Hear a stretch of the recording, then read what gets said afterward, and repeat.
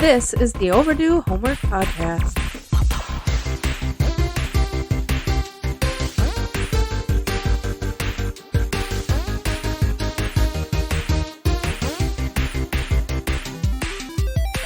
Welcome to the show. That's my wingman Trav, Super Saiyan Konakowitz, and I'm Drew Baldy Morehouse. This is the Overdue Homework Podcast. As always, we're here to talk about 80s and 90s media. How are you doing today, Trav? I'm doing really good, Drew. How are you doing? It's been really good. It's been really hot lately. Yes. So that's unfortunate, but what are you going to do about it, right? Yeah, not much. So since our topic of movie this afternoon takes place in 1986, I decided to pull the best-selling video game of 86 and the top movie at the box office, May 16th, 1986. So top video game, Super Mario Brothers. I like it. Yeah, why not, right? And, why not? Looking at that information, Super Mario Brothers was the top video game for a few years in a row, if I remember right. So sure. And then top movie, May 16th, 1986, was Top Gun. You're damn right. Where else could that be besides number one?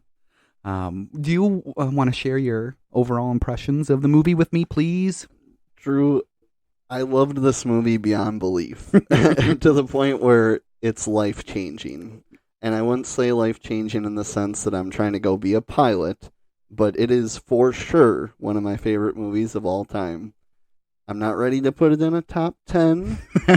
It might sneak into a top 25. Respectable. But it is for sure in my top 10 first watch experiences with a movie. I was literally just so enamored with this movie the first time I watched it. I love it so much. That's awesome. That's about as positive as a response to a homework assignment as you can get. Seriously. I just couldn't help but think this is the whole point of this podcast, is to see movies that are this amazing that somehow people haven't seen, including myself. So I'm very happy that you assigned this as the homework assignment. That's awesome. I fell in love with this movie all over again. It is kind of the summer of Top Gun, and that's one of the reasons why we decided to do this episode. Mm-hmm. So comparing it to the new movie, I'm not even going to try to do, because that's not what this podcast is about. But watching this movie for the first time in a number of years, and then rewatching it subsequently, I think I watched it 3 times. I fell in love with this movie all over again, and it's going to be in a steady rotation for me. I will be watching this movie occasionally. 100%. I want to watch it again already, but Lauren's behind. She still needs to watch Batman and Robin, so we got a little work to do, but I'm excited to watch it again already. You'll get your chance at least, right? Yes, definitely. Even Kristen said that she'd like to watch it again with me, so that's a thumbs up from me. Before we do get into that homework review, I just want to say links to all the sources in the production of this podcast will be included in the show notes. So let's move on over to that homework review. Let's do it. Top Gun, May 16th, 1986. As we discussed before, it was directed by Tony Scott. He died in August 19th, 2012. It was produced by Don Simpson and Jerry Bruckheimer. So can I talk about kind of how this movie got made? Let's do it. All right. So from a great article on Den of Geek called Top Gun, How a Single Flight Changed the Course of the Movie, written by Don Kay. We will find out shortly that Jack Epps is the driving force behind this whole thing and why it exists. Jack Epps Jr. was asked to write the script in the mid-'80s. This man already had his private pilot license, and so he thought it would be fun, a really fun movie to do. And he figured he'd at least get a jet ride out of the deal, right? Yeah. So, I mean, why not? If you're a private pilot and you want to be able to go up in some of the fastest machines in the world, that's a good reason to even entertain the idea. Yeah. Epps and his writing partner, Jim Cash, they were working on Dick Tracy when Jeffrey Katzenberg, who was head at Paramount at the time, wanted another movie from the writing duo because he was such a big fan of Dick Tracy. So Katzenberg had a meeting with Epps and Cash, and he pitched them 6 ideas. And that was Katzenberg. He pitched them 6 ideas, and one of them was Top Gun. Epps and Cash used the Top Gun's article from California Magazine only as a launchpad. We talked about that magazine briefly and how it was, a story about these pilots in Miramar, Florida. California, right? Yeah, California, excuse me. They saw that there was a lot of room to expand in the story because the original article basically said that there's a pilot school called Top Gun. The pilots are cool and they have fun flying jets. So, I mean, that leaves a lot of room for expansion for this movie. You could basically write whatever you wanted to do around this idea of this Top Gun flight school.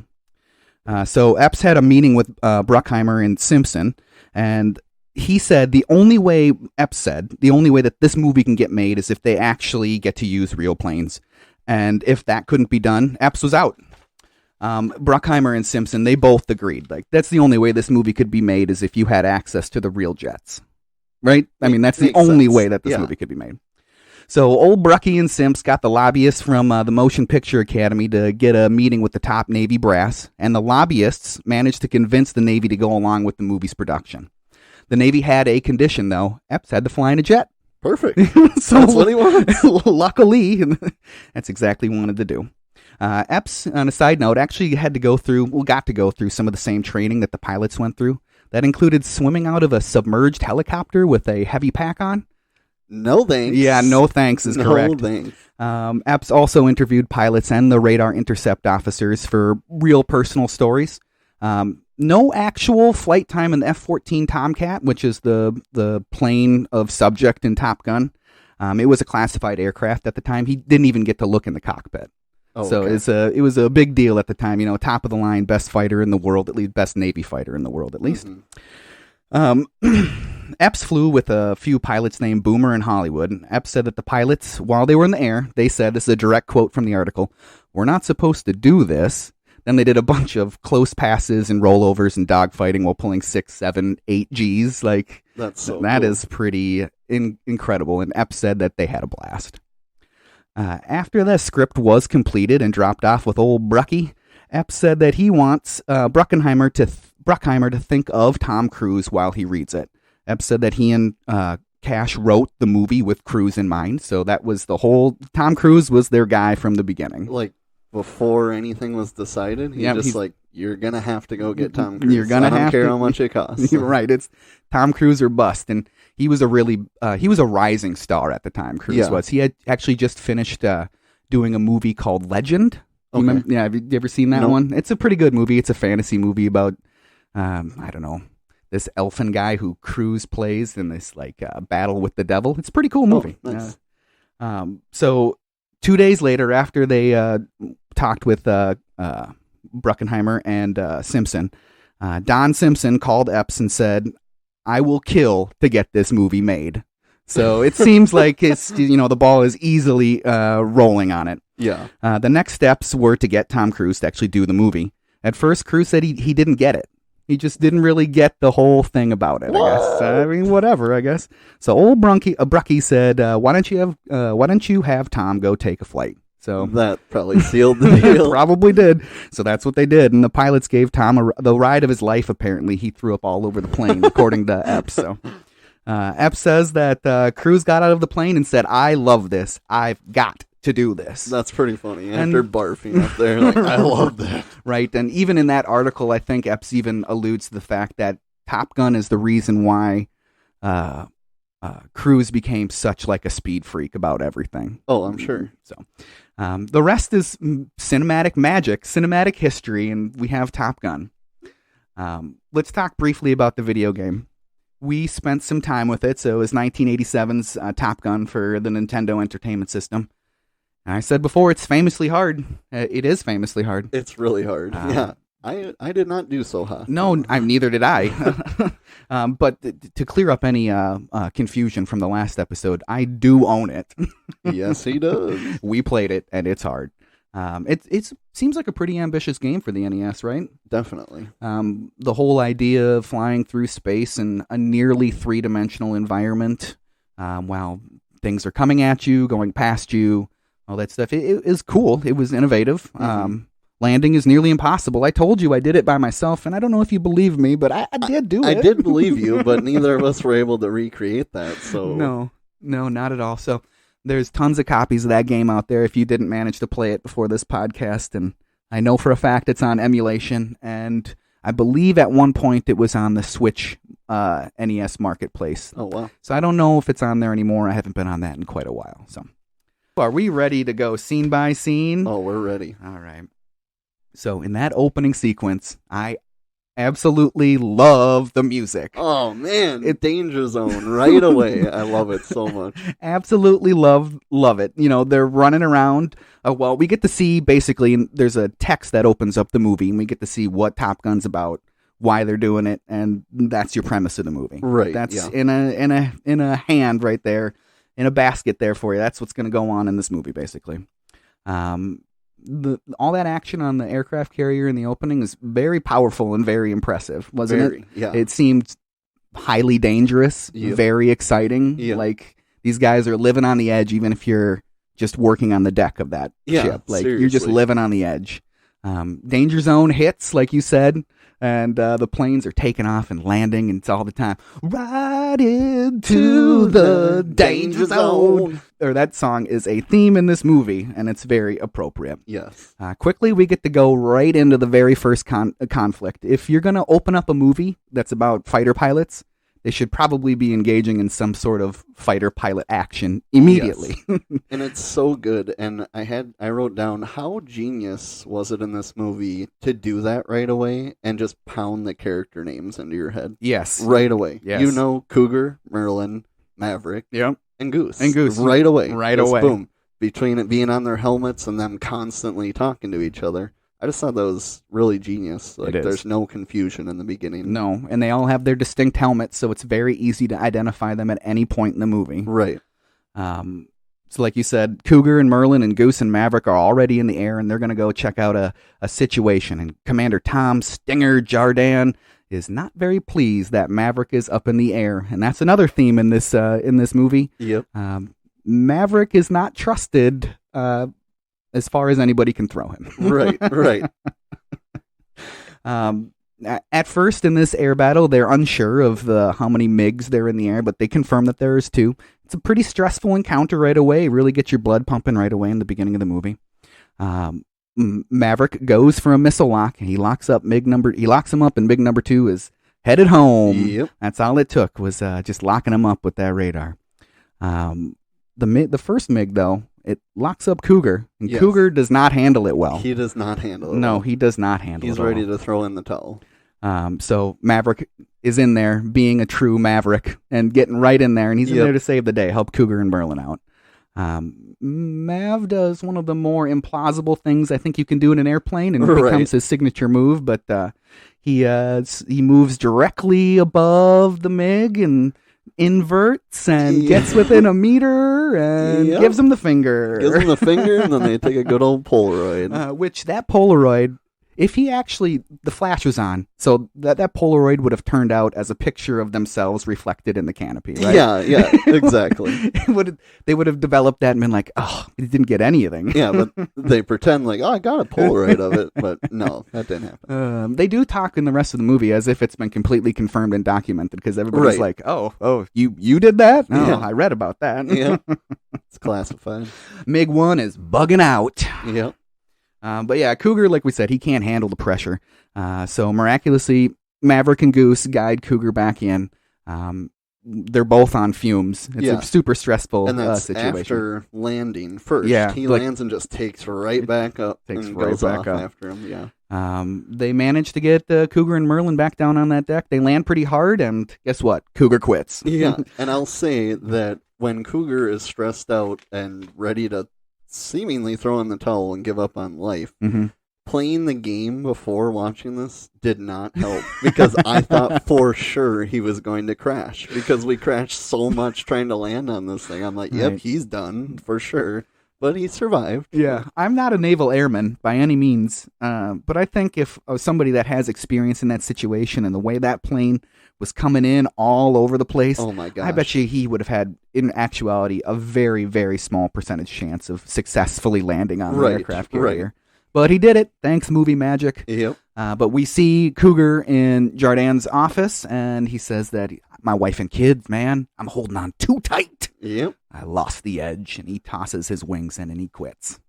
Just crazy. Good news for Goose and Maverick, because Jardan is not very happy, but he's going to have to send them to Top Gun school, because Cougar was number 1 and they were number 2, and Now they're number one, you know? Right. Jardin even says, what you should have done is land that plane. You don't own that plane. The taxpayers pay for that.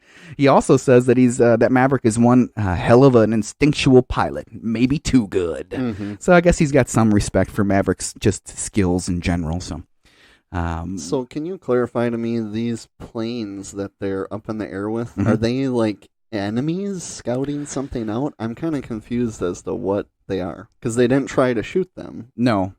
And it's the same enemies throughout the whole movie. Right. So in 1986, we're still Cold War. So Russia was still the USSR.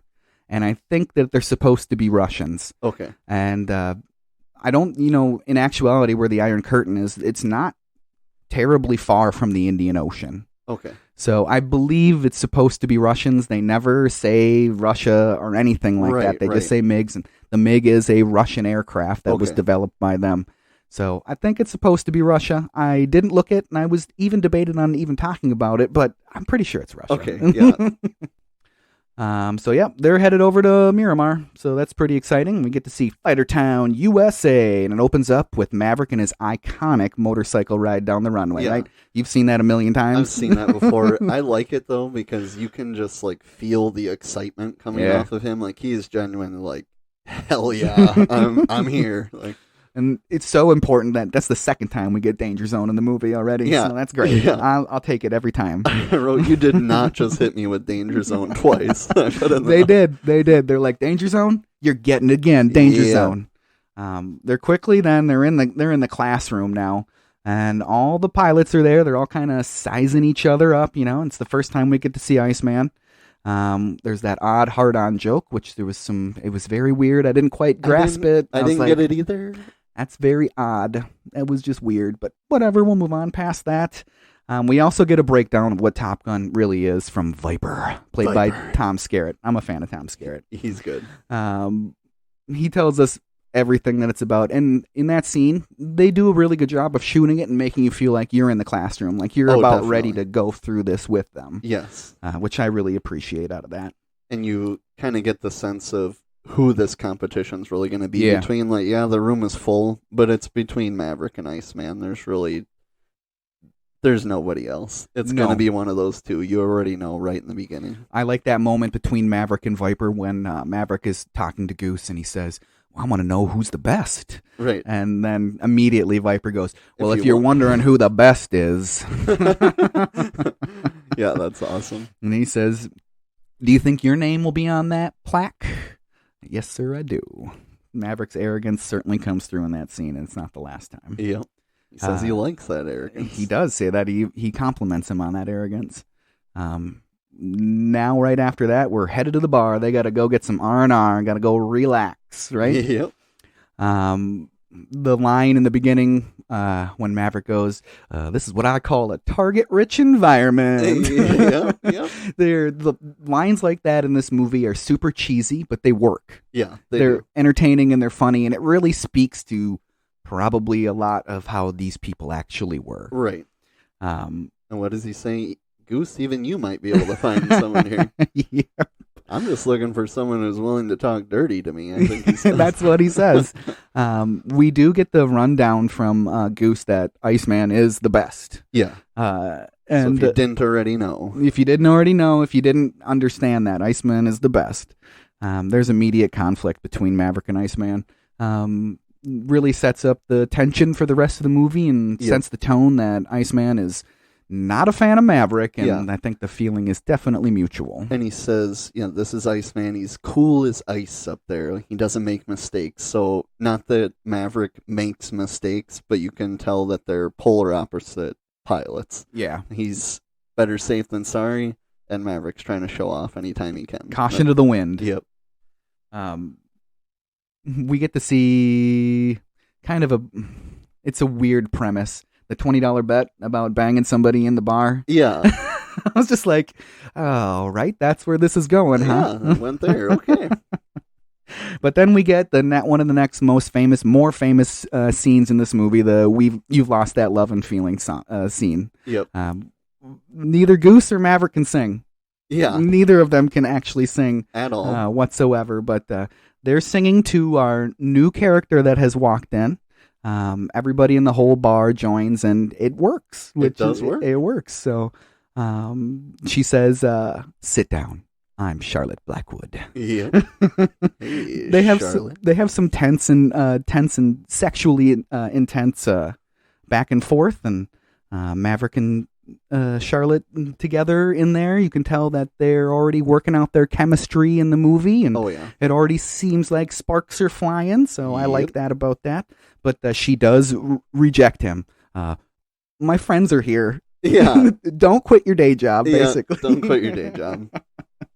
But then we get to see the creep charts, or the creep factor, go off the charts here. She gets up to go to the bathroom, and what does Maverick do? He follows her in there. I honestly couldn't believe that was happening. And there's nobody else in there, so I mean, he lucked out in that sense. But she's not weirded out at all by the fact that he came in there. Well, she even says, was it a long cruise, sailor? Yeah, like, what? She rejects him, again, basically calling him a mistake waiting to happen. Yeah. Which it's, the way this is going, it seems like he's definitely a mistake waiting to happen. Definitely. The next day, we're back at that Top Gun flight school. Yep. Guess who's there? Charlotte's there. Charlotte's there. No way. Charlotte, codename Charlie. Charlie. I think they only call her Charlie like maybe once or twice more in the movie. I wish they would have called her Charlie more often. Maverick, he puts his sunglasses on. He's riding low in his chair. You know? Yeah. Don't mind me. But his arrogance comes through again, and he tells the story of how they were inverted over the MiG in the opening sequence, and then Charlotte understands. That's what Iceman said. That's what he said. Charlotte then understands who Maverick is for real, and she has a newfound interest in him. And Maverick, and his newfound interest in Maverick and his now famous stunt he pulled with the MiG.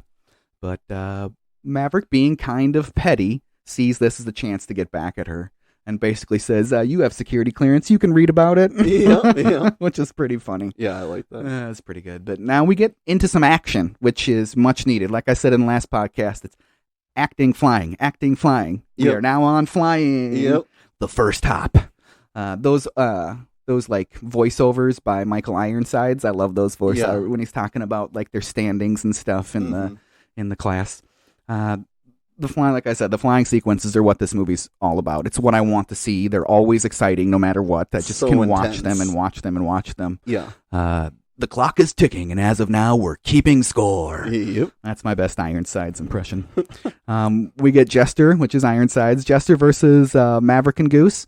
Jester's hot on his tail. Maverick says, Goose, I've had enough of this ass, and I'm going to hit the brakes, and he'll fly right by, which is a signature move, another signature move of his, I guess. Yes, and I'm glad it worked, because seeing it the first time, I thought, no way, this is going to work. It's going to crash and burn for him, and he's going to look like a dope, but it actually worked, and it was awesome. Totally works for him, and now they're in the attacking position, and both planes are headed fast for the hard deck. Yep. The whole hard deck thing in this movie, I have a big problem with, because they're not supposed to be below 10,000 feet. Right. But there's numerous training sequences where they're flying through mountains, and they're like less than 1,000 feet off the ground. Right. So it would have been nice if they would have said the hard deck's been moved to 500 feet for this one or something this to make it a little bit more plausible. And I didn't notice that on the first run through, but when I watched it this morning, I was definitely like, they're so angry about this hard deck, but they don't like keep very much track of it in the rest of the hops that they do. Exactly. But he gets him down there. Maverick's chasing Jester. He locks him up, gets good tone on him, but it's below the hard deck. So, according to some people, it may not count, but I think they got him, right? Yeah, it counted. And then we get another cool scene. Tower, this is Ghost Rider requesting a flyby. Negative Ghost Rider, the pattern is full. All right, ignoring that. And that dude gets coffee spilled all over him, and later on, he wants some butts. Yeah. So I wrote down, too, I thought it was funny that this movie is PG. I don't think this movie would be PG nowadays, because when he flies by him, the guy that spills coffee goes, God, son of a... I know, right? How is that PG? How is that PG? 86 PG, I guess. So I was thinking about that also, and there is a movie that's attributed with the PG-13 rating being invented for. So it must have been released after this movie. After this, yeah. Because the S-words are flying in this one. S-words are flying. There's some heavy makeout sessions. Heavy makeout sessions. So yeah, PG, not so much. No, not so much. We got all our pilots back on the ground now, and then we're in the locker room, and you find that Iceman and his co-pilot also got Jester. Iceman does not like Maverick's style. That's definitely been established now. And guess what? Maverick and Goose are about to go get reamed out, which is a theme. Yes. Viper does not care why Maverick followed Jester below the hard deck. You broke a major rule of engagement, and you broke another one with that flyby. Obey the rules or you are history. So Tom Skerritt's laying it down, that's for sure. Yep. This is the first time where we see that Goose is not happy with Maverick also, right. either. He's just trying to graduate, man. Right, that's it. We find out that Viper flew with Maverick's old man right after that, and the heart-to-heart with Maverick and Goose back at their quarters. Goose really lays it out, and he's like, I got a family, you're flying makes me nervous. Foreshadowing. You might as well just say foreshadowing. Yeah. Maverick lets Goose know that he's sorry. He says that you're the only family I got. It's not much of an apology, but Goose gets what he's saying, I guess. Right. And I assume, so we get a little more on Viper's relationship with Maverick's dad later in the movie, but I gotta assume that his relationship with his dad is why he clearly is favoring Maverick. I would assume so. He gets mad at him, but you can tell he believes in him right away. Right, and I'm sure Maverick and his father probably shared some characteristics, and he probably sees the true greatness that Maverick could probably achieve. Right. Understands what kind of goes with his personality, because I'm sure he shared a similar personality with his father. Yeah. You got to be a certain type of man to be able to fly a high-speed jet. Right. Back at school, those boys are hitting the classroom. Did you see that there was like calculus books and stuff on there? I could not be a fighter pilot. Yeah. Charlie and Mav kind of, talk to each other in the classroom, and there's definite sexual tension between them again. She says, I don't date students, but she ends up inviting him to dinner. Yeah. Dinner tonight, 5:30 sharp. And now we get to move on to the oft-parodied beach volleyball scene. Yeah. And all the guys watching, too. I mean, I know they're all there together, but I just find it funny. We got 4 shirtless dudes. Topless dudes. Showing off their pecs and their abs, and every other guy is eyes glued to that volleyball match. And they keep playing over and over. So it's not even like they're waiting their turn. These guys are just playing until they feel like not playing anymore. I love Tom Cruise in his full-length jeans on the beach playing volleyball. I didn't notice that right away, and then when he falls over in the jeans, I'm like, is he actually wearing jeans? He's actually wearing jeans. He's wearing jeans. It does show like that they're interested in team building, at least, on a serious note, but that there's a little bit of a silly story with it that I want to tell you about right now. In an article from The Hollywood Reporter, Top Gun's volleyball scene nearly cost Tony Scott his job. Parentheses, they were really angry. Really? So Tony Scott, I guess, was a music video and TV commercial director mostly before he started doing movies. Mm-hmm. So it was not appreciated that this was shot that this scene was shot like a commercial, and that they took the time to actually script the scene out. They were playing actual volleyball games. They were actually keeping track of score and all this stuff. And a direct quote from this article, the head of production, Charlie McGuire, said, I'm going to fire him. Meaning Tony. He spent all day shooting this scene. And then, of course, it turns out to be one of the most famous scenes in the movie. Yeah, right? Yeah. I just thought it was kind of a silly story that grown men playing beach volleyball almost put the end to Tony Scott's career. Seriously. So if you don't know, you don't know. But were they actually playing? Like, were they the ones playing? Or is there, like, body doubles that we... The article said that they were playing it. They were actually playing the games. Tom Cruise cannot spike a volleyball. Okay. It didn't say that in the article, but I don't think Tom Cruise can spike a volleyball. Sure. So, yeah, I'm sure there was a lot of tricky editing, not tricky, favorable editing to make them all look really, really good. We'll move on to dinner dinner with Charlie, and my favorite song of the movie, "Take My Breath Away" by Berlin starts. Oh yeah. Of course, Mav is late, and she pretends not to be home. So naturally, he goes creeping, Yep, naturally, just, well.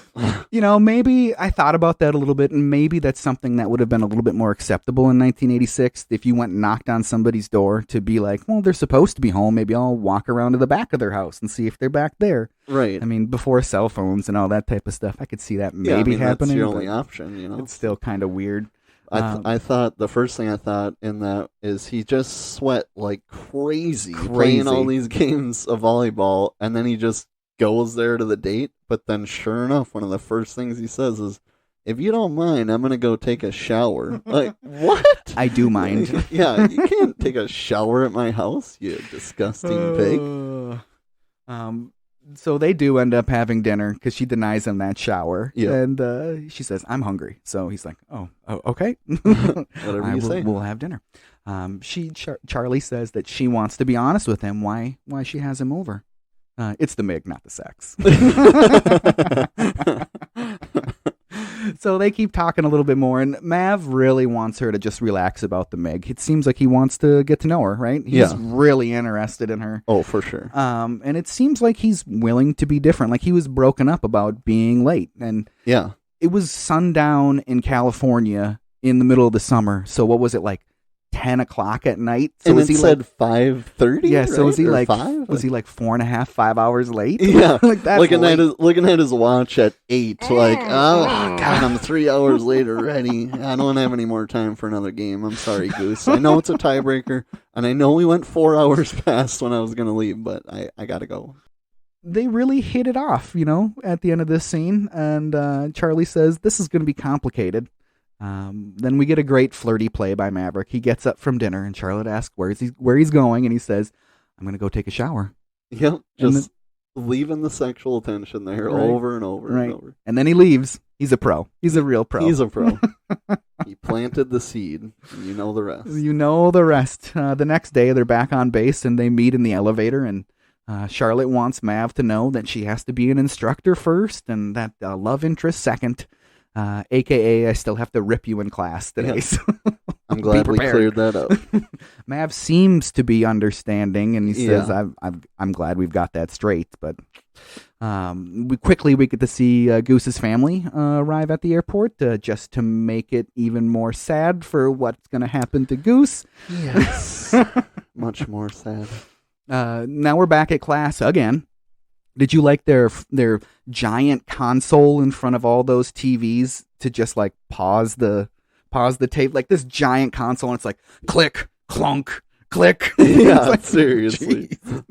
I just got a good kick out of that. And it's funny because that technology was probably like super top of the line if the military was using it at the time. Definitely. But Charlotte has to criticize Maverick about his flying and basically saying he did it all wrong. Like he got the result that they wanted, but he did it all wrong. You know? He seems pretty hurt about it, and he's going to be a real ass about it, apparently. Yeah, he is. She tries to reason with him after class, but he decides to rev his motorcycle instead. Yeah, and just takes off. Can't hear you. Can't hear you. What does she do? She burns the hell out and takes right off after. Yeah, and that was a sweet Porsche, classic Porsche that she was in. Yeah, it was. So she catches up with him, and basically it comes down to she doesn't want people to know that they're involved, and that's why she had to be extra hard on him, because actually what I thought you did was brilliant up there, but I can't, blah, blah, blah. People can't know I'm falling for you. Right. But that's all Mav needs. Yeah. It's on. Yeah, it's on. It's sexy time, PG style. Yeah, PG style, definitely. I also read, I don't remember what article I read this in, but this was a reshoot. They added this in after the movie was completed. This wasn't actually in the movie. Really? Yeah, so this is a reshoot. It was added in. You didn't even get a Tom Cruise butt in it. Like, couldn't you at least get a Tom Cruise butt in this scene? One butt? One butt. That's all I was asking I'm pretty for. surprised. The kissing was weird because they were like licking each other's faces. Yeah. Kind of made me think of Catwoman and Batman a little bit. A little bit. But you get more Take My Breath Away, which I am a fan of. I love that song. Boom, boom, boom, boom, boom. Boom, boom. I just love that song so much. Definitely. The whole soundtrack, like, it's just all a synth. Like, it's one dude on a giant synth, I'm sure. And I just I love that synth bass. I just love everything about In that. the words of Drew, it gives me goosebumps. Seriously. It seriously like, does. Hit me with Danger Zone multiple times and take my breath away. It was a perfect song for that scene. It really was. And he's gone the next morning. Leaves a note and a flower and a rose, but we don't get to see what the note says. No. I Googled it trying to find it, and I have no idea what it said. So, now we're going to be heading right back into the air, and we get a really famous line. I feel the need for speed. Boom. That was actually, side note, my favorite season of watching football was the 2009 season. The Minnesota Vikings had Brett Favre and Jared Allen and Kevin Williams. I know you got to be a Minnesota fan to maybe know who they are, but my favorite highlight was those two doing the high five and the low five that Tom Cruise and Goose do and saying that line.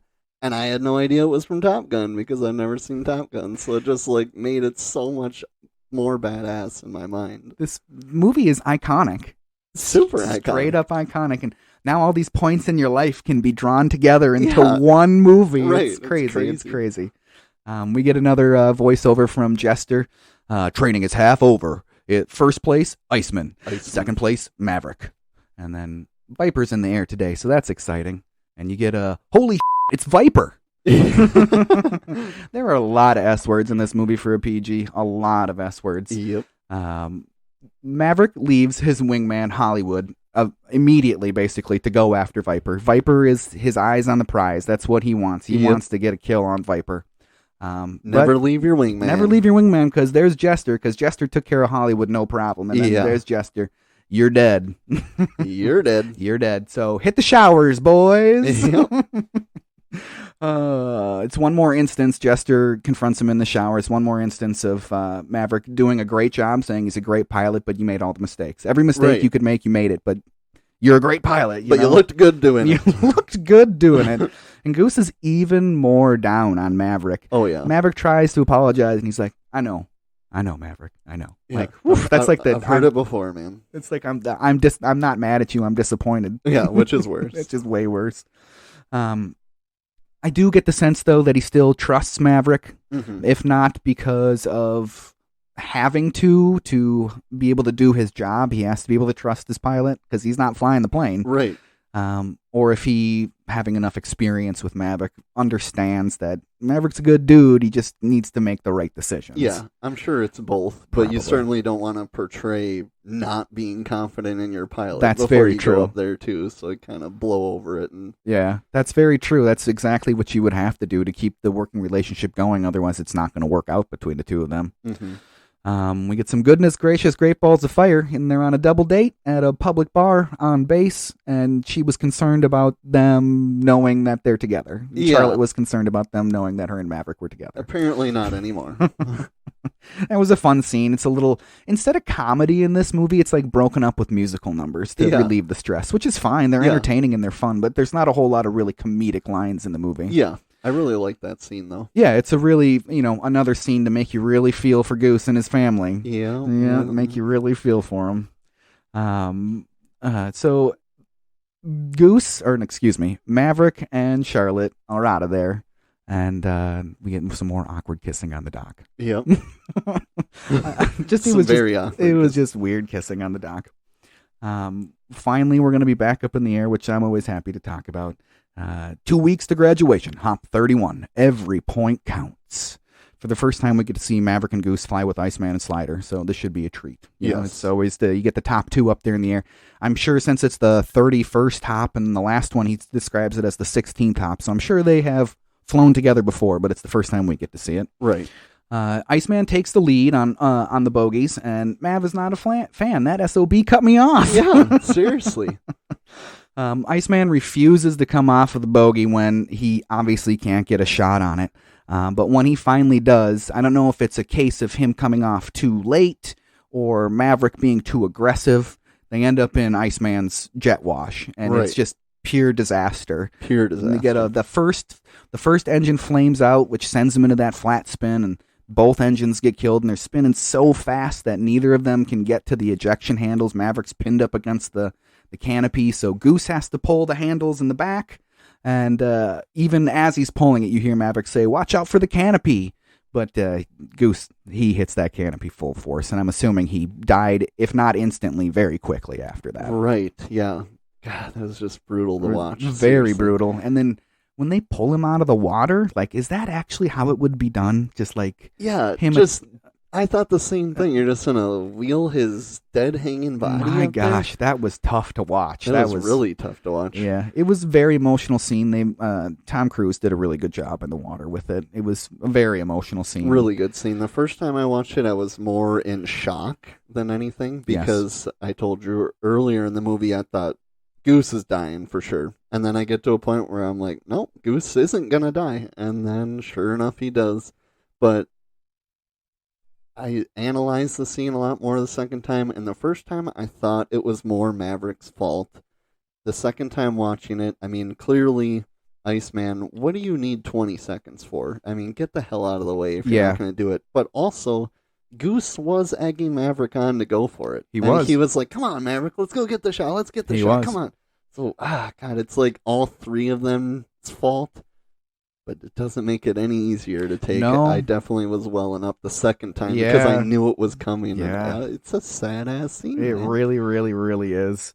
This is probably the most likable character in the movie. Heck yeah, he is. You know? Yeah, he's probably like the most relatable character Definitely. to the audience. Right, yeah. He's like the average Joe who's just up there having a good time, you know. Like, there's a couple of comments in the movie where they even say, like, you're here? Like, right. You're lucky you're Maverick's radar intercept officer. Right. Maverick obviously blames himself, you know? Right. Obviously blames himself. And we get that scene in the bathroom where Viper's in there and he says to him, you fly long enough, something like this happens. Here's that butt shot you were talking about. There's that butt shot. The whitey tighties. Yeah, it was whitey tighties. So that was, I'll appreciate a Tom Cruise butt shot any day. Oh, yeah. Maverick goes to Goose's quarters, and is he taking those things for himself? Is he gathering them for Goose's wife? I'm guessing. That's what I was thinking. Yeah. But he does have the balls to go see her. I know. You could tell he was debating it. I don't think he was going to go until after he was about to exit where Goose's quarters were. Yeah, and I think, I mean, she probably doesn't know the full spectrum of what happened, but I was a little surprised that she wasn't harder on Maverick. Yeah, and I think that comes, like, you kind of understand that when she says that Goose would have kept flying without you. He would have hated it, but he would have kept flying. Right. So it's almost like she understands the risk that both of these men were taking. Yeah. It's a super dangerous business, and I would have expected a little more anger out of her, too. That's like the usual thing you would expect if she takes it out on him and then maybe comes around later in the movie. But it's pretty cool that she's, that understanding of the situation, because that would have tore Maverick up even more, obviously. It would have, for sure.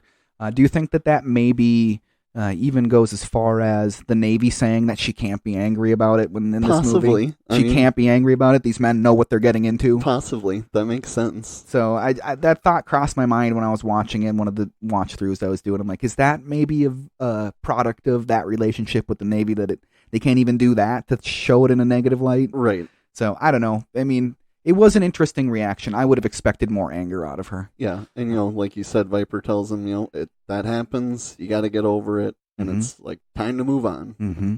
And they do move on because we're in court immediately, and Lieutenant Pete Mitchell is not at fault. Flight status is restored. Get him up in the air as soon as possible. Yeah, and just like Viper said, Maverick is now back in the air. Got to get right back on that bike, I guess. But Maverick is definitely struggling. Oh, yeah. A lot of those same type of things that Cougar had issues with in the beginning. Has he lost his edge? Is he holding on too tight? And you can say yes. He is. He definitely is. They failed the mission, which I don't think he failed any missions besides the tragic one with Goose, but I don't think he failed. You would have to almost not fail any missions to be at the top of the class. Correct. So I'm sure out of 31, there was instances where he failed, but I'm sure it was not the norm. Right. Jester definitely has his doubts, and Viper only has one thing to say to him: keep setting him up. Yeah. Just keep setting him up. We're back in the locker room with Iceman, and we get a shred of decency out of him, finally. A shred of decency. A shred of decency. But it's not going to change Maverick's mind. He's still packing up, and he is out of there. Yeah. He's quitting. He does not want to do it anymore. But Wolfman calls Charlotte. Thanks, Wolfman. I guess that's that was kind of. I didn't expect that. So does that mean that even the rest of the pilots know that they're together? Because why else would he call Charlotte? She's just an instructor. Yeah. You'd think that if he was going to place a call to somebody, it would have been to Jester or Viper. Right. But he called Charlotte. So it must be an open secret, I guess, amongst the pilots that he's dating their teacher. Maverick heads straight to the bar, and it seems like he's skipping town. Charlotte shows up, and she's immediately hurt that Mav was going to leave without her, without saying goodbye. And she basically says, I wouldn't have done that to you. Right. So she tries to convince him to stay, but it doesn't really work. And so she just basically calls him a quitter. Trying some tough love. Like, you're really good at that. Quit. Go ahead and quit. Get out of here. Yeah. Nobody wants you around here anyways. Yeah. But that makes him think twice. So she knew how to push his button to challenge him, to tell him he's a quitter. And he's not. She was the right person to call. She was the right person to call. Do you think Maverick's plan was to go see Viper no matter what happened at the bar? I think so. Because he wasn't expecting to see Charlotte there. Right. Yeah, and he was only drinking water, so that's kind of surprising. But I guess if he's leaving town, he's got to ride that motorcycle. Yeah, that's true. So I bet he was planning on seeing Viper either way. So he does go see Viper. So I think I mentioned it before. I'm a Tim and Eric Awesome Show, great job fan. Did you ever see the episode where they write a jingle for Tom Skerrit? Well, the link to the YouTube video will be in the show notes, so I recommend it. It's pretty funny. Mav gets the skinny in this scene about what happened with his father. Finds out that his dad died a hero, and that it's classified, and that's why he wasn't able to hear about it. So that kind of puts his mind at ease and makes him understand that not everything is what it seems to be, I think. Right. That was definitely some good closure for him. Yeah. Because obviously he wanted to think the best about his dad, but didn't know any information. And I thought it was funny, too, that Viper said, this is classified, and then they go walk down the sidewalk and talk about it. And I was just thinking, this was possible in 86, but now everyone's phone would be listening to everything. There's no way you could even go do that. No, you would have couldn't. to be in a locked room with no electronics. You would, especially somebody that's probably as high ranking in the military as Viper is. Right. Viper gives him a great speech about not quitting and basically tells Maverick that he has to choose whether to hang it up or keep going. That's what you have to do as a pilot. You have to push the envelope. You have to make a choice. You have to do it or don't. Yep. Do it or don't. And so I think Mav decided he thinks he can cut it. But we're unsure at this point if he has or not. Yeah. We get the graduation ceremony scene, and Maverick is a no-show at first, so it kind of seems like, I guess he did decide to leave town. He does make it to the ceremony. I'm sure he didn't want to be a distraction while everybody else is going through their graduation. So he decided to show up late, and we find out Iceman is Top Gun, and Mav congratulates him. I liked that. Yeah, that was really cool. It's, Iceman extended the olive branch in the locker room, and Maverick decides to return the gesture by congratulating him on being Top Gun. It turns out there's a crisis afoot, and some of the pilots have to depart immediately. So Iceman and Slider, Hollywood and Wolfman, and Maverick. Maverick will get his radar intercept officer on ship. And Viper says, if you don't get one, let me know. I'll fly with you. And I thought for sure that's what was going to happen. I wish it would have. That would have been cool. I do too. Not that I liked that they brought Merlin back. Yes. That was cool, but I was pretty excited to see Viper back there with him. That would have been really, really cool if that would have happened. So back on the USS Enterprise, we get a real deal mission this time in the movie. They're going to provide air support for a rescue mission, and Maverick gets assigned Merlin, Tim Robbins. So it's cool to have Tim Robbins back in the movie. I kind of wish he would have had a bigger part, but it was cool to have Tim Robbins back in the movie. Iceman is lead on the mission, and tensions are high. Can Maverick do it? Oh, man, this is like the superhero buildup of all superheroes when he's sitting down on the bottom just waiting to get the go-ahead to go. This is... Right. Everything in the air is amazing, like Drew said, but this last scene is so good. It's so good. Mm-hmm. Iceman definitely has his doubts. He immediately goes and talks to his instructor and says, so, Maverick, He kind of freaked out last time. Yeah, it's not personal, but I don't really want to die up there, so can you do something about that? But he's told to just basically deal with it, and he does. I like that Maverick's right there when he's saying it, right and he there. doesn't even, he's just like walks by him like, whatever, you prick. He kind of does the surprise Pikachu face for a second. He's like, yeah. What? Me? Quickly things get out of hand with this mission. Iceman and Slider and Hollywood and Wolfman are all in the air, and Maverick's on the deck of the aircraft carrier. Mm-hmm. The MiGs are seeming to multiply. Oh, yeah. I find it hard to believe that they saw one, and then I was like, okay, I can believe that it was two. Right. And then all of a sudden there's five. How do 5 MiGs hide in the same radar signature? Right. That seems even implausible. the 4, yeah. It makes sense, like you said, to go to 2, and then all of a sudden, there's 2 pairs, there's 4, and then a 5th one comes from where? Exactly. Well, and then there's even one more that shows up even later. Yeah, 6 by the end. Yeah. Those MiGs quickly engage Hollywood, and they just blow him out of the air almost immediately. He didn't die, though. He did not die. We do see them. You only see one pilot floating down in the ejection. Right. But so I thought one of them did die, but no. They're both at the end of the movie, so they didn't die. Mav, we learn right after that there are 6 MiGs in the air at the time, and Mav is up and going. He's supersonic and on the way. Oh, man. My heart's racing just thinking about this. I know, scene man. Right now. I know. Iceman is dodging missiles. Literally dodging missiles. Dodging missiles like crazy. And I can't help but relate everything to Batman content because we started. So, I mean, I love Val Kilmer in this movie, and that last scene is so intense. It is. It's like, that's Batman dodging all these. This is so cool. Like, to speak on that for a second, he gives a much better performance in this movie than he does in Batman. Yeah, really good. And this came out before that. Yes, it did. So, maybe some of that is the writing and it could how be. much opportunity they gave him. But I'd like to see him in a totally different role. Mm-hmm. Once Mav is on the scene, there's instantly a replay of exactly what happens with him and Goose. Yeah. Flies right through the jet wash of that MiG, and they are almost in a flat spin immediately. Yeah. And isn't it Viper that says to him earlier that the whole point of this kind of stuff is so you learn from your mistakes? Applying what you learn is what he says. That was foreshadowing, and he survives this one, so that's awesome. He doesn't lose either engine. He actually recovers it fairly easily, which is a good thing. It's a really good thing, because I would... Don't lose Merlin, too. Come on. The movie ends with him crashing into the ocean. I mean, it's just over with it. Well, that was short-lived.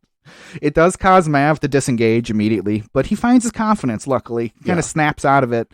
He thinks about what would Goose say, right? What would Goose say? And he's holding the dog tags in his hand, in an ungloved hand in a combat airplane. It would not be he wouldn't have time to be like, Goose, I'm looking down at these dog tags. As Iceman's like, they're all over me, man. Get the hell up here, dude.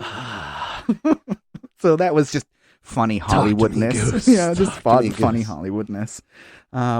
He heads right back into the fight. Mav shoots down the first MiG and then over to rescue Iceman and Slider. Even with that MiG on his tail, Mav refuses to leave his wingman. I'm not going to do it. I love that. I wrote that down. I'm not leaving my wingman. I wrote that as just such a powerful line. Just because he is the one person you would think would never turn his character around to come to that conclusion. But after losing Goose, he truly is a different pilot. He is a different pilot completely, different person completely. Iceman shoots down that MiG that is on their tail and takes some bullets to one of his engines at that time. And then, again, he takes even more bullets a little bit later on. Mav gets in position to fire more missiles. And he does, missing the first shot because he fired it without lock. Right. He fired it without lock. But that second shot is a direct hit, and that's MiG number 3. See you later, MiG number 3. Yep. Now with a MiG on his tail, Maverick is dodging bullets, but he slows down. I'm going to bring him in closer, Merlin. You're going to do what? Yeah. That's one of the better lines of the movie. Yeah. That's one of the better lines of the movie. I wrote, when he hits the brake the second time to use that last missile, that's intense as hell, let's face it. That was super cool. Very, very cool.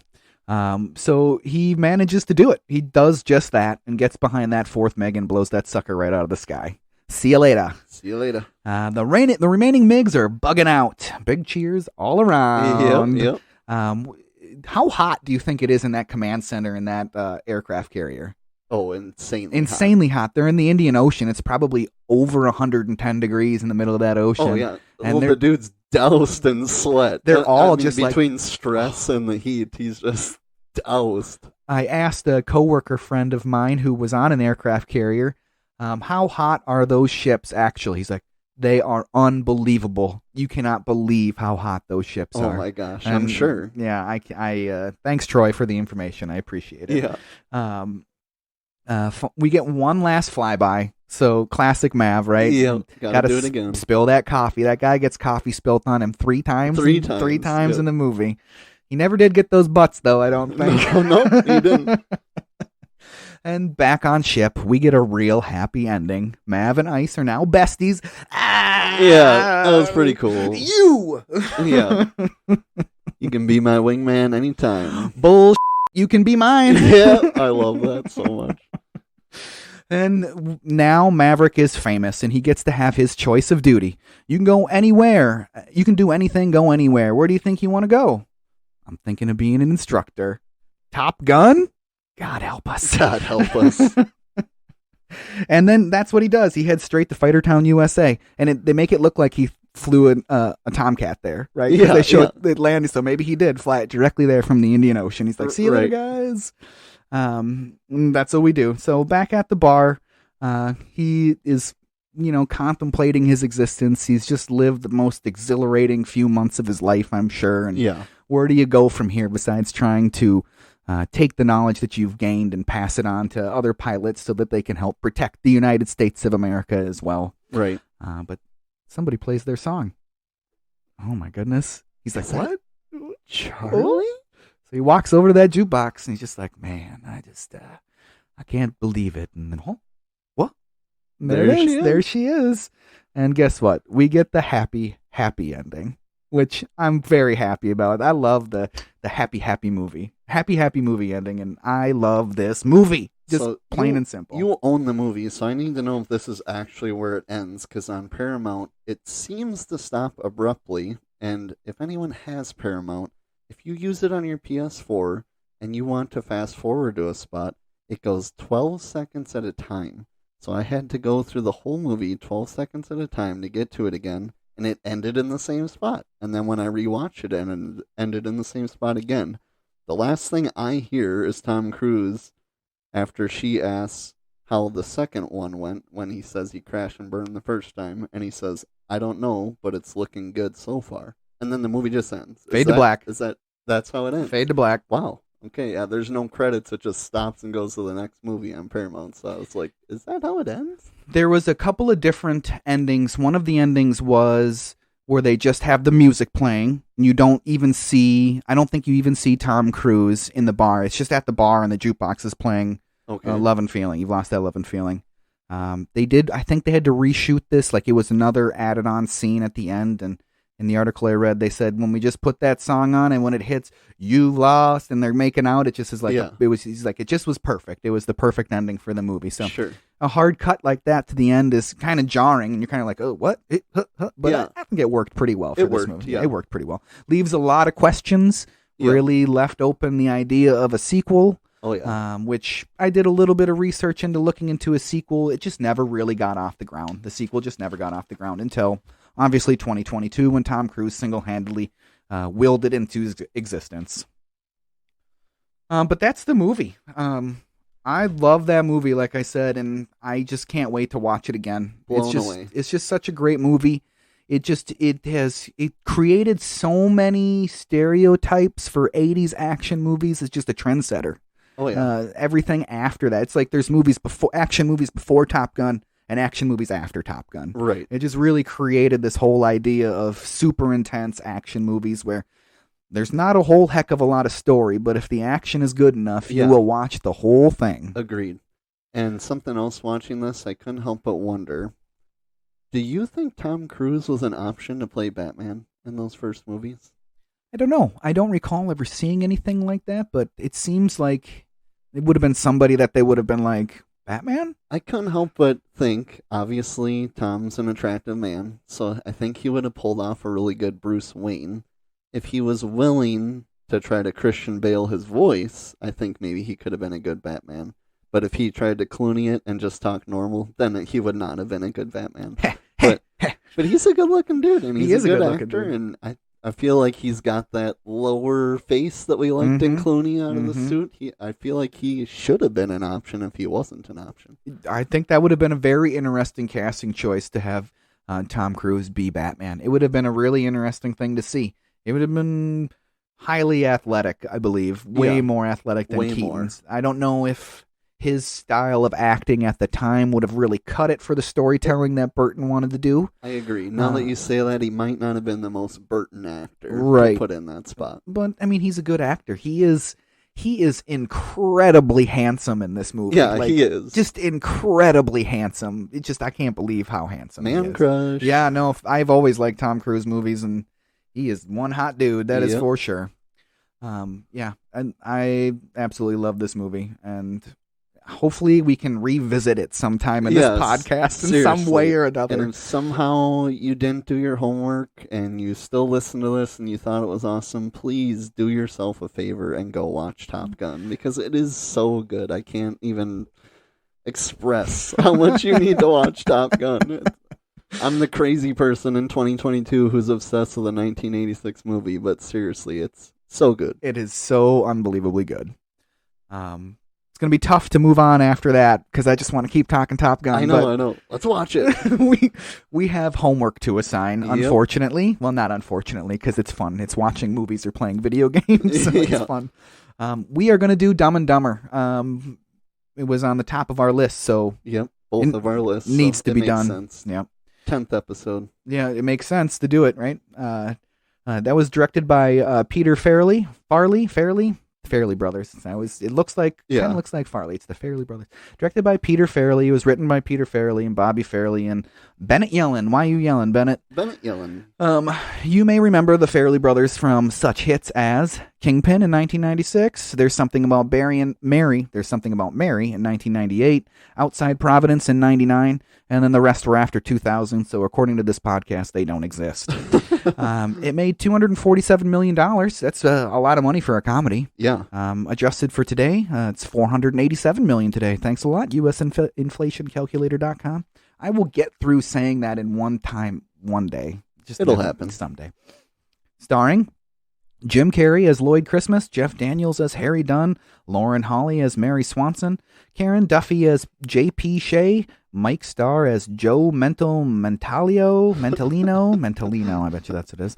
And to a lesser extent, Cam Neely as Seabass, and Cam Neely is a former professional hockey player. Did you know that? I did not. Yeah, former professional hocky player. Kick his ass, Seabass. Yep. He was still in the NHL at the time when this movie was made. He retired in 1996, and that's pretty cool. He mostly played with the Boston Bruins, and he's currently their president of operations. Wow, yeah, that's super awesome. Cam Neely, right? And Harlan Williams as the motorcycle police officer, that unfortunate motorcycle police officer. Harlan Williams, half-baked, right? Oh, yeah. Half-baked. That's what I think of him in. Have you seen his stand-up? I don't think so. It is the craziest, weirdest stuff you can listen to. I recommend it. Talking of half-baked, I've seen Jim Brewer's stand-up. That's also incredible. I don't want to tell you what my political views are, but it's really too bad that he's strayed so far to one side of the political spectrum. Yeah. It's really too bad. He's a funny guy. He is. He just says some weird stuff sometimes. This was a top movie for the both of us, and it's going to be a joy for us to do it. It's available on Netflix right now, so that's awesome. That's perfect. Piece of cake to be able to watch it. No excuse. It's on Netflix. And if you don't own it, or if you don't have Netflix, I bet you if you called 3 different people, one of those people is going to own it. Yeah, so, and they're going to be down to watch it. Let's face reality. Exactly. Before we get to the outro, I'd like to take a second and thank some of our listeners, our newest and best listeners that we've gotten since we've started this podcast. Is that okay, Trav? Let's do it. So, everybody that listens to the show, thank you. Honestly, thank you. This is something that we love to do, and we want to keep doing it for as long as we possibly can do it. The top 3 states, I'm looking at you, Connecticut, and Nevada, and Washington. So, if you are in one of those states, why haven't you emailed us yet? Seriously. And also, thank you for listening. Yeah. Sorry about that last tone of my voice. But with Washington State, thanks a lot, Paul. Thanks for listening. And thank you especially for the letter you sent us. It was a really cool vintage button, Batman button from the 80s, so that's pretty dang neat. Pretty cool. Thank you, Paul. Thank you very much. I will be putting pictures of the note and the button on Instagram if you guys want to check that out at all. And then, lastly, definitely not leastly, I don't think that's a word, to all the people in our home state of Minnesota, thank you, thank you, thank you. All of you have given us the confidence to keep this thing going. And obviously, Minnesota is the most popular state that we're listened to, but Minnesota nice and all. I decided to mention us last. Yeah. So with that out of the way, what do you have for me, Trav? Well, I do have one shout out myself here. So my favorite customer at work, John, I want to give you a big shout out. He actually came into work. He's my movie guy, superhero movies usually, but he actually asked me this week if I have watched the new Top Gun. And I said, I got one better for you. I watched the original for the first time yesterday, and his mind was blown. So it set it up perfect that I could describe this whole podcast. And I was probably one sentence into it, and he was already, what's the name? I love podcasts, writing this down. So, John, you're awesome. I hope you're still listening at this point. And if you somehow haven't emailed us yet, email us a question. I want your question, and I want your movie topic idea. So with that, moving into the emails, make sure you email us at overduehomeworkpodcast@gmail.com. And let's get into some of these bad boys.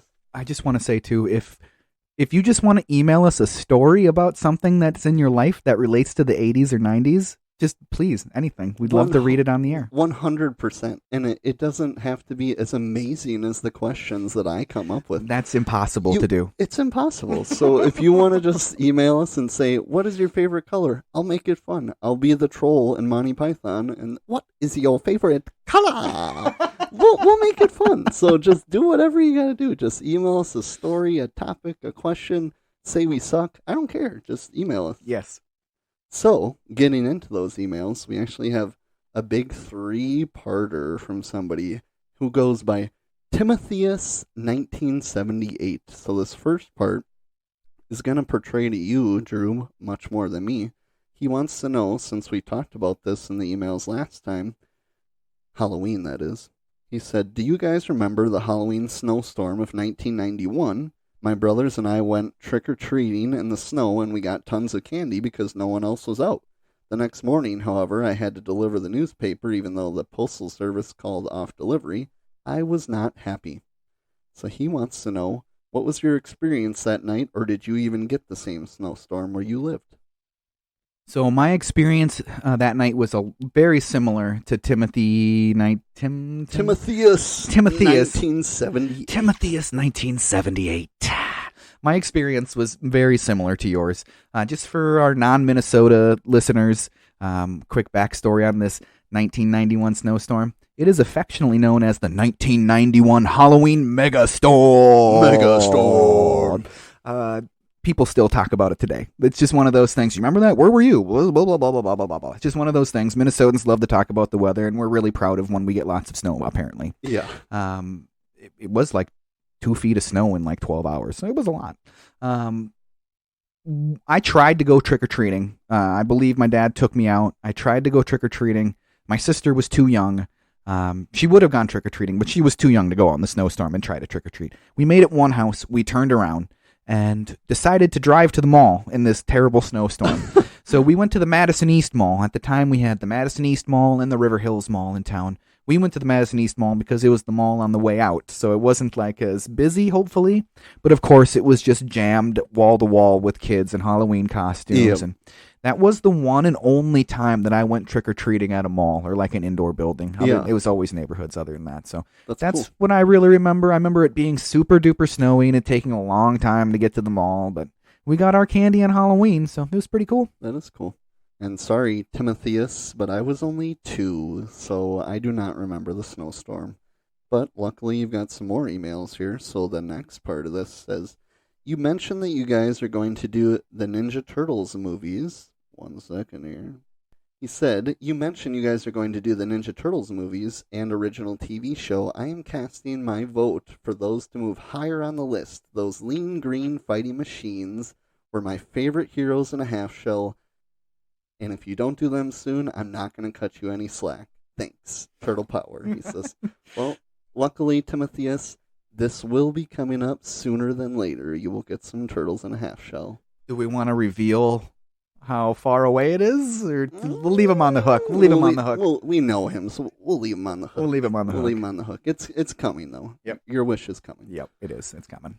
So this final part here is more towards our Batman Roundup episode here. He put, in the Batman Roundup episode, you said that there's no reason for Batgirl to have high heels. I have 2 comments. 1, when has any female fighter in any movie ever worn clothing or gear that was practical?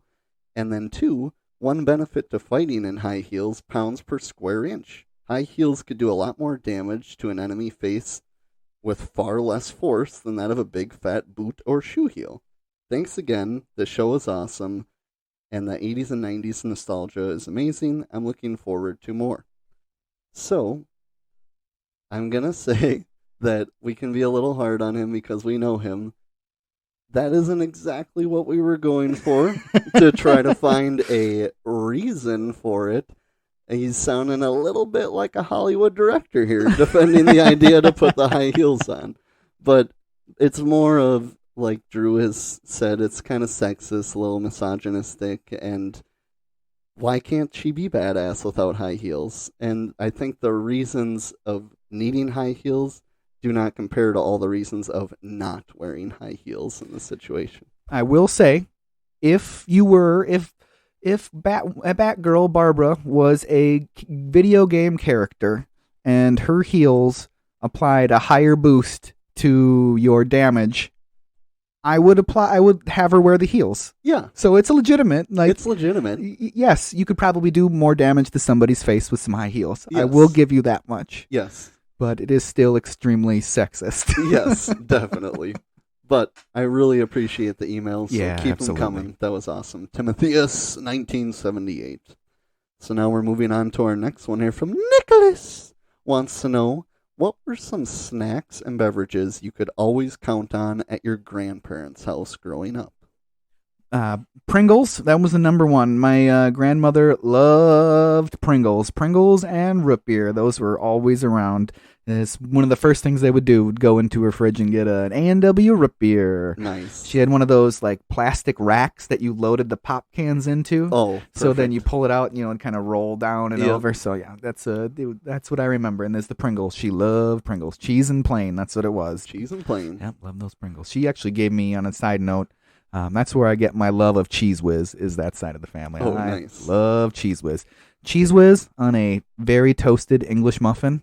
Do it before you even think about what you're eating, because it's amazing. I put Cheese Whiz on everything. Very good. Cheese Whiz on Funyuns. Have you ever done that? Yes, I have. Obviously, of course. Squirted in the Bugles, Oh, yes. Oh, yeah. So for my grandma's house, always had double stuffed Oreos. I don't think there was ever a time I went there when there wasn't double stuffed Oreos. Nutri-Grain bars, which we would steal, and then she would get mad because she needed those for work. Sorry, Grandma. And then she always had cereal that needed sugar, like plain Cheerios and Corn Flakes. And then, you take the scoop of sugar and you put it in and you pretend like you didn't put a scoop of sugar in, so you put another scoop in, and by the end, you're digging sugar out the bottom by the end. Just gritty. I'm sorry, Grandma, but you made that happen. I can't help it. Why do you have cornflakes? Cornflakes, come on. Rice Krispies. And then for drinks, they always had 2% milk, which I just remember because I had skim milk growing up. Somehow as an adult, I've met in the middle, I get 1%. And they had RC Cola, Royal Crown, and some Sprite.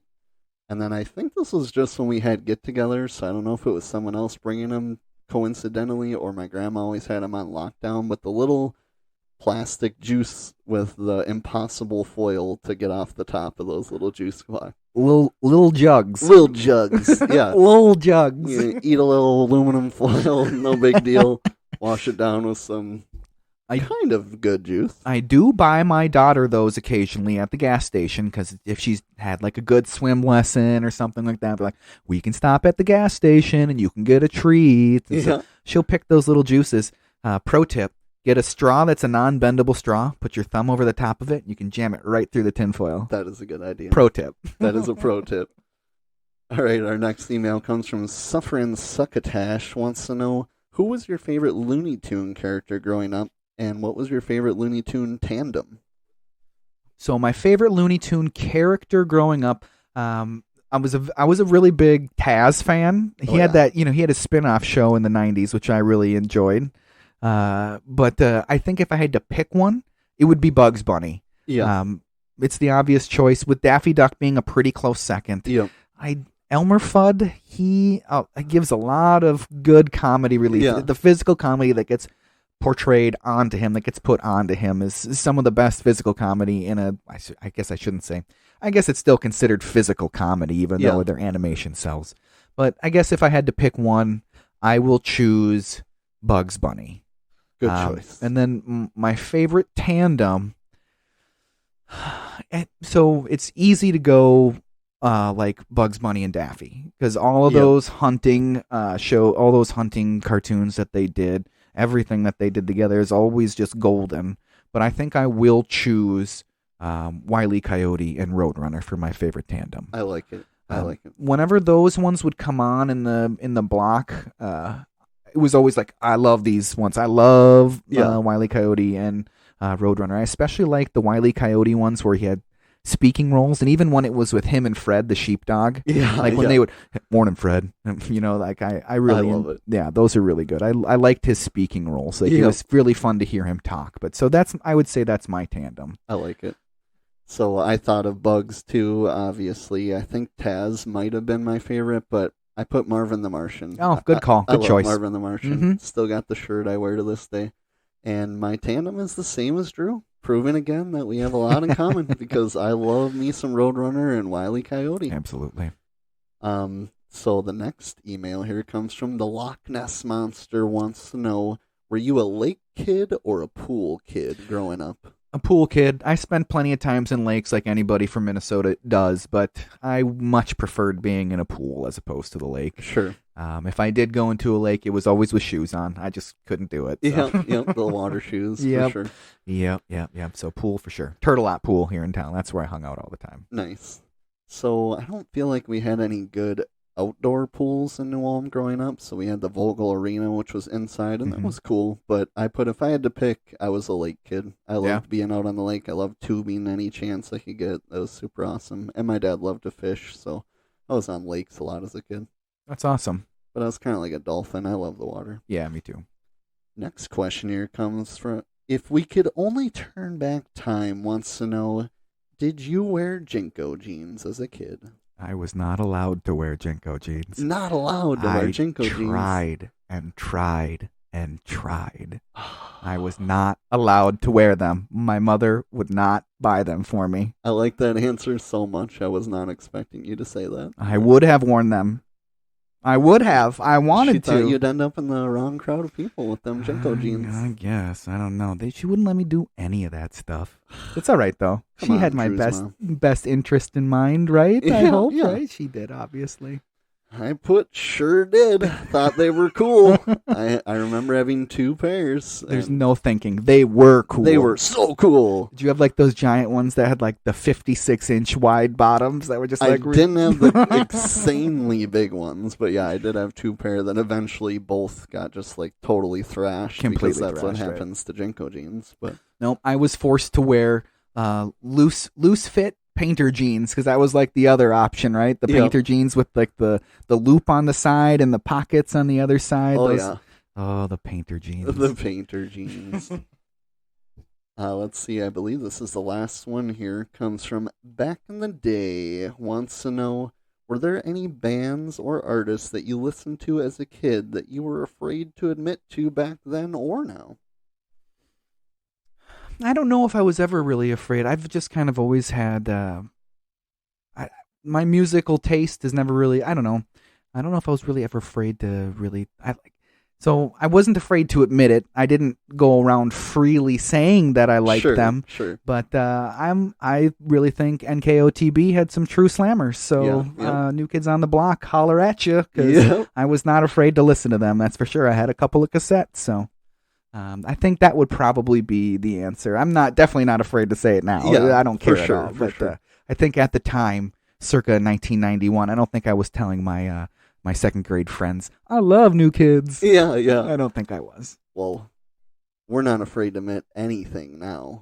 Truth. But yeah, the first thing I wrote was, it's Britney, bitch. Like, let's face it, everyone my age in the 90s was obsessed with Britney Spears. And They were. TRL was a huge thing. So Truth. you always saw Britney or Christina, all the time. NSYNC, Backstreet Boys. Mm-hmm. So yeah, I mean, I'm not afraid to admit that I listened to some Britney, and I'd still probably jam out if I heard an old Britney song. For sure. Give me Toxic anytime. I'll listen to it any day. Definitely. Music video, woo! And then I wrote down Creed.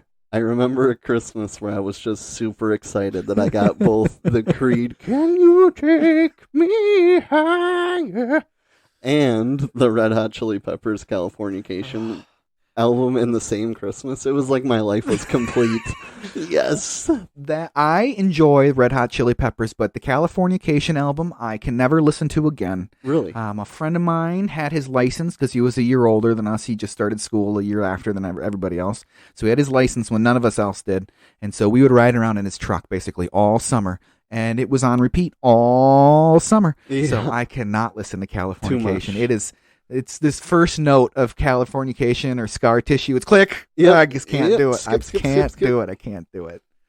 And the last one I wrote always gets made fun of, but back in the day, I didn't see the problem. But Nickelback, I listened to Nickelback back Hey, then. you like what you like. You they like what became you like. they became a favorite to hate. Yeah, They're multimillionaires. They've toured the world. They tour the world. Yeah. I mean, I Bring can't on the fault hate. them. I personally, I'm not a fan of their music. I don't like Creed either, but right. it is what it is. I don't care. Do I listen to either of them now? No, but I'm not afraid to admit that I used to love them. You know? You know what's funny is Creed I have heard on the oldie station in town, That's weird. and I'm just like, what? That and Push It by Salt and Pepper. I'm like, We are way too old. yeah, like I was like 5 years ago, you guys were playing like doo-wop stuff, and now you're playing Salt and Pepper. Like, Yeah. all right, I guess that's just the state of the world for us now. I always think of Grandma's Boy when I hear Salt and Pepper. Oh, now. absolutely.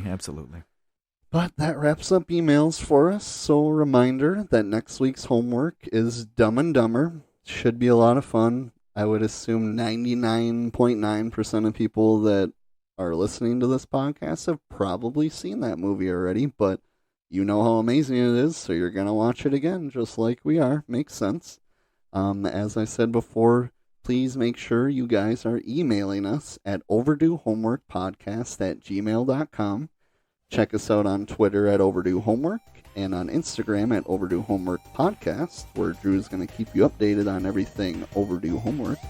And we said it before, but seriously, thank you guys so much for listening. It's been a lot of fun. And as always, make sure you tune in to the next exciting episode of the Overdue Homework Podcast.